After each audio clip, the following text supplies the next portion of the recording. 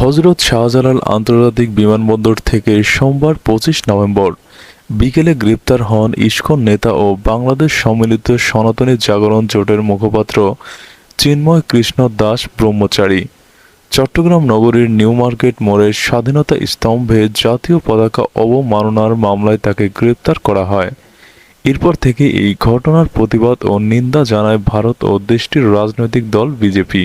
এখন প্রশ্ন হলো, কে এই চিন্ময় কৃষ্ণ ব্রহ্মচারী, আর কেনই বা তাকে গ্রেপ্তার হতে হলো, কিংবা গ্রেপ্তারের পরই বা কেন চারদিকে এত আলোচনা সমালোচনার সৃষ্টি হলো। চিন্ময় কৃষ্ণ দাস আসল নাম ছিল চন্দন কুমার ধর। গত ৫ই আগস্ট ছাত্র জনতার অভ্যুত্থানের পর একাধিক সমাবেশের নেতৃত্ব দেন তিনি। তার দাবি, সনাতন ধর্মাবলম্বীদের উপর হওয়া নিপীড়নের বিরুদ্ধে প্রতিবাদ জানাতেই এই সমাবেশ। তবে তার কর্মকাণ্ড নিয়ে বিতর্ক দানা বাঁধে, বিশেষত